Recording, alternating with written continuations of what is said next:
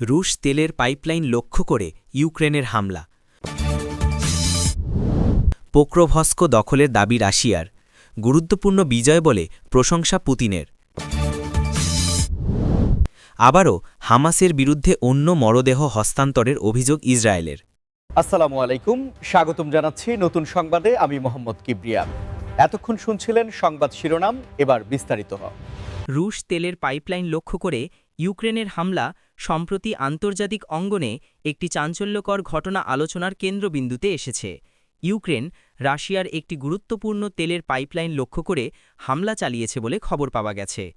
এই ঘটনাটি ভূ-রাজনৈতিক উত্তেজনাকে আরও বাড়িয়ে দিয়েছে এবং বিশ্বজুড়ে জ্বালানি সরবরাহ ব্যবস্থায় এর সম্ভাব্য প্রভাব নিয়ে উদ্বেগ সৃষ্টি হয়েছে। এই পাইপলাইনটি রাশিয়ার অর্থনৈতিক মেরুদণ্ড এবং ইউরোপের একটি বিশাল অংশের জন্য জ্বালানি সরবরাহের একটি প্রধান উৎস হিসেবে কাজ করে। এই ধরনের একটি অবকাঠামোতে হামলা কেবল যুদ্ধের কৌশলগত দিকই পরিবর্তন করে না, বরং আন্তর্জাতিক অর্থনীতিতেও গুরুতর প্রভাব ফেলে। ইউক্রেনের পক্ষ থেকে এখনও এই হামলার বিষয়ে আনুষ্ঠানিক কোনো বিস্তারিত বক্তব্য আসেনি, তবে রাশিয়ার প্রতিরক্ষা মন্ত্রণালয় এবং রাষ্ট্রীয় সংবাদ মাধ্যমগুলো তাৎক্ষণিকভাবে এই হামলার খবর নিশ্চিত করেছে এবং এর তীব্র নিন্দা জানিয়েছে। তাদের দাবি, এই হামলা একটি সন্ত্রাসী কার্যকলাপ এবং এর পেছনে ইউক্রেনীয় বাহিনীর সুস্পষ্ট উদ্দেশ্য ছিল রাশিয়ার জ্বালানি অবকাঠামোকে অস্থিতিশীল করা। এই ঘটনা এমন এক সময় ঘটল যখন শীতকালীন মাসগুলো ঘনিয়ে আসছে এবং ইউরোপে এমনিতেই জ্বালানি চাহিদা তুঙ্গে থাকে। এর ফলে এই পাইপলাইনে যে কোনো ধরনের বড় ধরনের বিভ্রাট বিশ্ববাজারে তেলের দামকে আরও বাড়িয়ে দিতে পারে, যা সাধারণ ভোক্তাদের উপর সরাসরি প্রভাব ফেলবে। আন্তর্জাতিক বিশ্লেষকরা বলছেন, এই ধরনের হামলা যুদ্ধের গতিপথকে আরও জটিল করে তুলবে এবং আলোচনা ও কূটনৈতিক সমাধানের পথকে আরও সংকীর্ণ করবে। তাদের মতে, উভয় পক্ষকেই সংযম প্রদর্শন করতে হবে এবং এমন পদক্ষেপ থেকে বিরত থাকতে হবে যা পরিস্থিতিকে আরও খারাপের দিকে নিয়ে যেতে পারে। এই ঘটনার পর আন্তর্জাতিক সম্প্রদায় থেকে বেশ কয়েকটি প্রতিক্রিয়া এসেছে। জাতিসংঘ এবং অন্যান্য আন্তর্জাতিক সংস্থাগুলো অবিলম্বে একটি নিরপেক্ষ তদন্তের আহ্বান জানিয়েছে এবং উভয় পক্ষকে শান্তি বজায় রাখার জন্য অনুরোধ করেছে। বিশ্বের বিভিন্ন দেশের নেতারাও এই ঘটনার তীব্র নিন্দা জানিয়েছেন এবং জ্বালানি নিরাপত্তার গুরুত্ব তুলে ধরেছেন। এর পাশাপাশি এই হামলা সাইবার নিরাপত্তার দিক থেকেও নতুন প্রশ্ন তৈরি করেছে।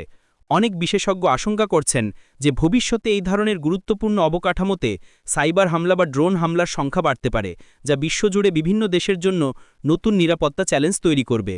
বর্তমানে পরিস্থিতি পর্যবেক্ষণ করা হচ্ছে এবং আগামী দিনগুলোতে এই ঘটনার আরও বিস্তারিত তথ্য এবং এর পরিণতি সম্পর্কে জানা যাবে। পোক্রোভস্ক দখলের দাবি রাশিয়ার, গুরুত্বপূর্ণ বিজয় বলে প্রশংসা পুতিনের। ইউক্রেন যুদ্ধে রাশিয়ার পোক্রোভস্ক শহর দখলের দাবি এবং প্রেসিডেন্ট পুতিনের এটিকে গুরুত্বপূর্ণ বিজয় হিসেবে আখ্যায়িত করা যুদ্ধের চলমান পরিস্থিতিতে এক নতুন মাত্রা যোগ করেছে। এই দাবি যদি সত্যি হয়, তবে এটি রাশিয়ার জন্য নিঃসন্দেহে একটি বড় কৌশলগত অর্জন। পোক্রোভস্ক দোনবাস অঞ্চলের একটি গুরুত্বপূর্ণ শহর, যা ইউক্রেনের পূর্বাংশ অবস্থিত। এই অঞ্চলের নিয়ন্ত্রণ ইউক্রেন যুদ্ধের শুরু থেকেই উভয় পক্ষের জন্য অত্যন্ত গুরুত্বপূর্ণ হিসেবে বিবেচিত হয়ে আসছে। রাশিয়ার পক্ষ থেকে দাবি করা হয়েছে যে তাদের সামরিক বাহিনী সফলভাবে এই শহরটি নিজেদের নিয়ন্ত্রণে আনতে পেরেছে এবং ইউক্রেনীয় প্রতিরোধ ভেঙে পড়েছে।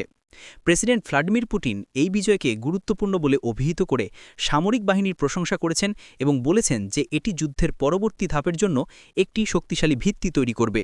তিনি জোর দিয়ে বলেছেন যে এই বিজয় রাশিয়ার সামরিক সক্ষমতার প্রমাণ এবং দেশের সুরক্ষায় তাদের অঙ্গীকারের প্রতিফলন। তবে ইউক্রেনের পক্ষ থেকে এই দাবির তাৎক্ষণিক কোনো আনুষ্ঠানিক প্রতিক্রিয়া পাওয়া যায়নি। অতীতেও এমন অনেক দাবি পাল্টা দাবি দেখা গেছে, যেখানে উভয় পক্ষই কৌশলগত সুবিধার জন্য তথ্যযুদ্ধ চালিয়েছিল। তাই এই দাবির সত্যতা যাচাই করা অত্যন্ত জরুরি। নিরপেক্ষ সূত্র এবং আন্তর্জাতিক পর্যবেক্ষকদের মাধ্যমে এই তথ্যের সঠিকতা যাচাই করা গেলেই প্রকৃত চিত্র সম্পর্কে নিশ্চিত হওয়া যাবে। যদি এই দাবি সত্যি হয়, তবে এর সামরিক এবং ভূরাজনৈতিক প্রভাব সুদূরপ্রসারী হতে পারে।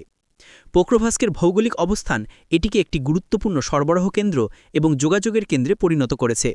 এই শহরের নিয়ন্ত্রণ রাশিয়ার জন্য দোনবাসের অন্যান্য অঞ্চলে অগ্রসর হওয়ার পথ সুগম করতে পারে এবং ইউক্রেনের পূর্বাংশের নিয়ন্ত্রণকে আরও সুদৃঢ় করতে পারে। অন্যদিকে ইউক্রেনের জন্য এটি একটি বড় ধাক্কা হতে পারে, কারণ এই শহর হারানোর ফলে তাদের প্রতিরক্ষা লাইন দুর্বল হয়ে পড়বে এবং সামরিক ও বেসামরিক রসদ সরবরাহে বাধা সৃষ্টি হতে পারে। এই ঘটনা যুদ্ধের নৈতিক দিক থেকেও গুরুত্বপূর্ণ।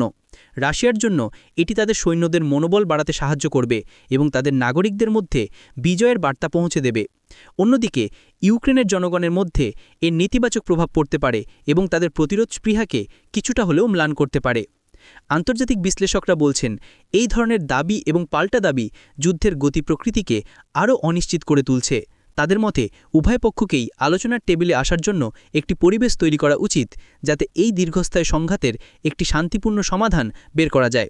এই বিষয়ে আপনার চিন্তা ও মতামত কী তা আমাদের কমেন্ট বক্সে জানাতে ভুলবেন না। আবারও হামাসের বিরুদ্ধে অন্য মরদেহ হস্তান্তরের অভিযোগ ইসরায়েলের। ইসরায়েল আবারও ফিলিস্তিনি গোষ্ঠী হামাসের বিরুদ্ধে মরদেহ হস্তান্তরের ক্ষেত্রে অসঙ্গতির অভিযোগ এনেছে। এই অভিযোগটি এমন এক সময়ে এসেছে যখন গাজা উপত্যকায় চলমান সংঘাতের মধ্যে জিম্মি বিনিময়ে এবং মরদেহ হস্তান্তরের বিষয়টি অত্যন্ত সংবেদনশীল এবং জটিল হয়ে উঠেছে। ইসরায়েলের দাবি, হামাস চুক্তির শর্ত ভঙ্গ করে অন্য কোনো ব্যক্তির মরদেহ হস্তান্তর করেছে, যা চুক্তির মূল উদ্দেশ্যকে প্রশ্নবিদ্ধ করেছে। এই অভিযোগ ইসরায়েলি কর্তৃপক্ষের পক্ষ থেকে উত্থাপন করা হয়েছে, যেখানে তারা বলেছেন যে তাদের হাতে আসা মরদেহটি তাদের প্রত্যাশিত ব্যক্তির নয়। এই ধরনের ঘটনা অতীতেও ঘটেছে, যেখানে উভয় পক্ষ একে অপরের বিরুদ্ধে চুক্তি ভঙ্গের অভিযোগ এনেছে। তবে এইবারের অভিযোগের বিস্তারিত তথ্য এখনও পুরোপুরি স্পষ্ট নয়। ইসরায়েলের সামরিক এবং গোয়েন্দা সংস্থাগুলো এই বিষয়টি তদন্ত করছে এবং তাদের পক্ষ থেকে একটি আনুষ্ঠানিক বিবৃতি আশা করা হচ্ছে। এই অভিযোগের পরিপ্রেক্ষিতে আন্তর্জাতিক মধ্যস্থতাকারীরা, যারা জিম্মি বিনিময় এবং মানবিক সহায়তার জন্য নিরলসভাবে কাজ করছেন, তারা নতুন করে চ্যালেঞ্জের মুখোমুখি হয়েছেন। এই ধরনের অভিযোগ বিশ্বাস এবং আস্থা অর্জনের পথে বড় বাধা সৃষ্টি করে, যা ভবিষ্যতে যে কোনো ধরনের শান্তি আলোচনা বা চুক্তির জন্য অপরিহার্য। হামাসের পক্ষ থেকে এই অভিযোগের বিষয়ে এখনও কোনো আনুষ্ঠানিক প্রতিক্রিয়া আসেনি। তবে অতীতে হামাস বারবার ইসরায়েলের বিরুদ্ধে চুক্তি ভঙ্গের অভিযোগ এনেছে এবং তাদের নিজেদের অবস্থানকে ন্যায্য বলে দাবি করেছে। এই ধরনের পাল্টাপাল্টি অভিযোগ মধ্যপ্রাচ্যের চলমান সংঘাতকে আরও জটিল করে তুলছে এবং উভয় পক্ষের মধ্যে বৈরিতা বাড়িয়ে দিচ্ছে। আন্তর্জাতিক মানবাধিকার সংস্থাগুলো এই ঘটনার নিরপেক্ষ তদন্তের আহ্বান জানিয়েছে।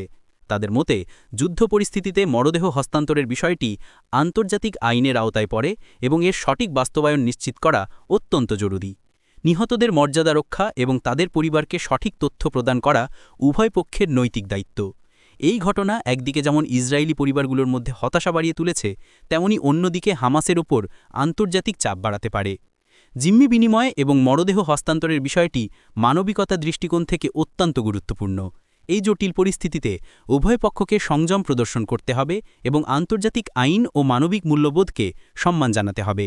আমরা আশা করি এই সংঘাতের একটি শান্তিপূর্ণ সমাধান দ্রুতই খুঁজে পাওয়া যাবে। এই বিষয়ে আপনার মূল্যবান মন্তব্য আমাদের জানাতে ভুলবেন না। আমাদের চ্যানেলটিকে লাইক, শেয়ার এবং সাবস্ক্রাইব করে আমাদের পাশে থাকুন। আমরা আপনাদের জন্য সবসময় নিরপেক্ষ এবং বস্তুনিষ্ঠ সংবাদ পরিবেশন করতে বদ্ধপরিকর। ধন্যবাদ।